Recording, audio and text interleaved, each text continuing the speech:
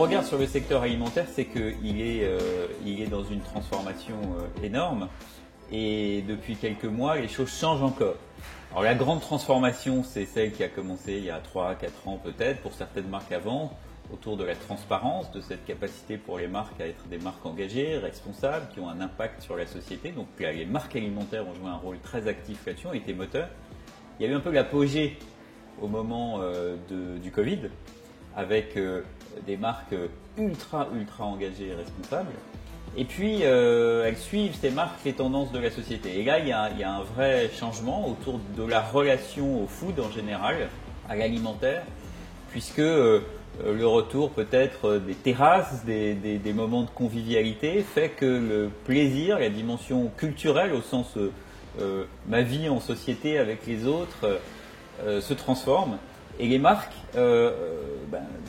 arrive à fond sur ce registre de communication-là et c'est un très grand changement qu'on accompagne et l'objet du Food Morning, c'est d'ailleurs de raconter tout ça. Culture et plaisir, c'est ce que les gens veulent vivre et commencent à revivre. Ils revivent des moments autour de la nourriture, des moments de partage. Un des grands fondements culturels de la société française, c'est le food. Parce que c'est une culture familiale, c'est une culture du partage et les marques ne peuvent pas être en décalage par rapport à ça.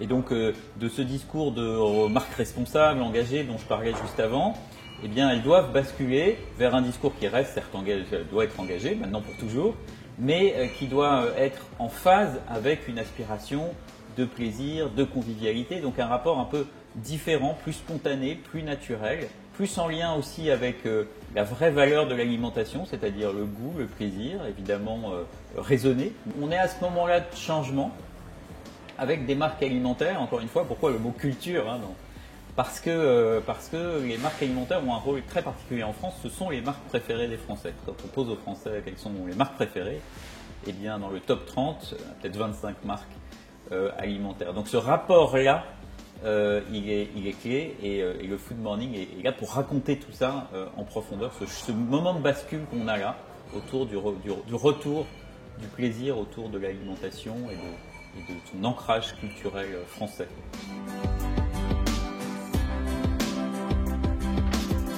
Alors le groupe WPP s'inscrit dans une stratégie très dynamique cette année, puisqu'on prépare notre arrivée dans notre nouveau campus dans quelques mois. Donc pourquoi un nouveau campus?